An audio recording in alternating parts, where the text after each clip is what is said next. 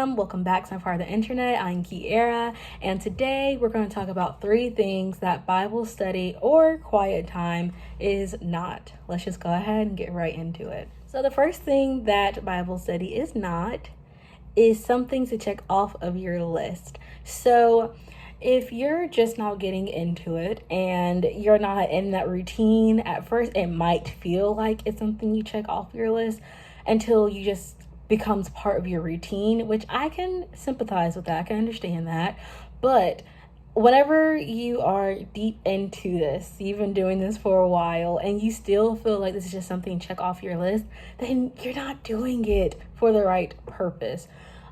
If I just got my Bible and, just opened it and put my finger, blah, blah, blah, I'm like, okay, that's it. And then close it. Like, that's not it. You're defeating the purpose of reading.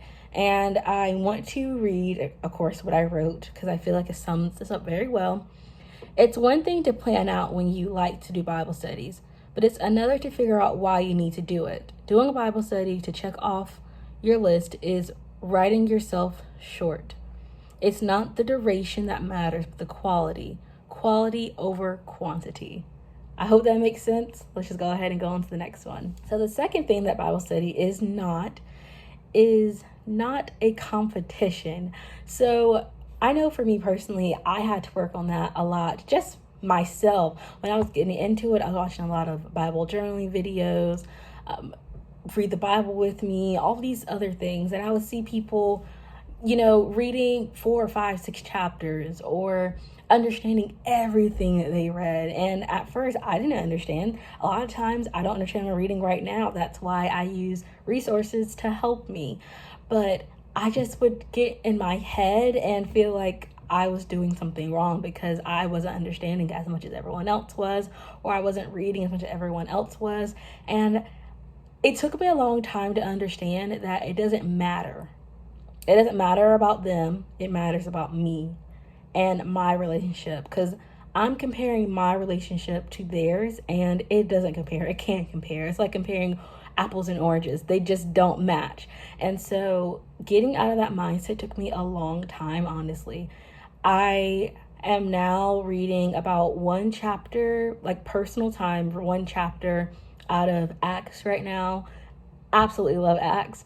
And then whatever else I need to read for the channel, of course.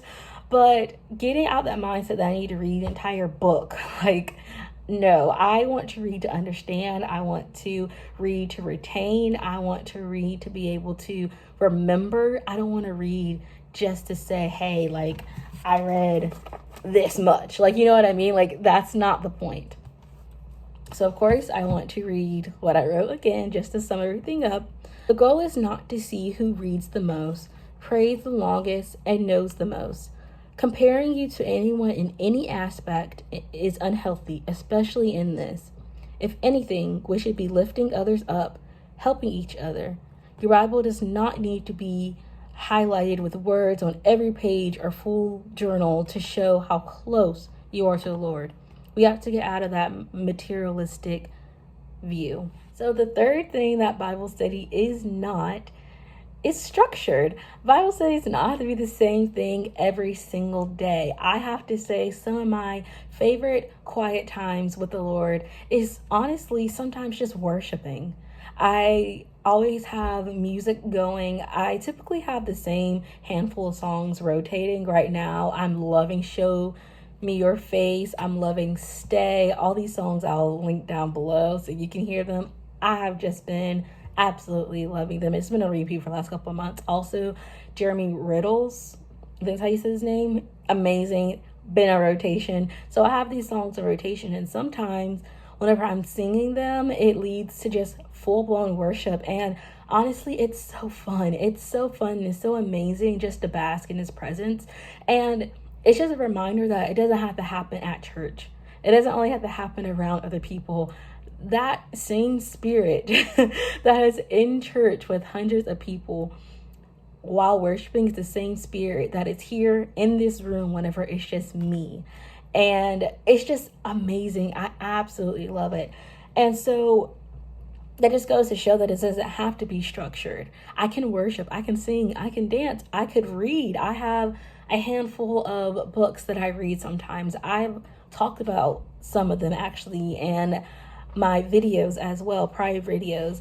So it just doesn't have to be cut and dry. It doesn't. And just know that anytime it is different than what you're used to, most of the time it's what you need at that moment.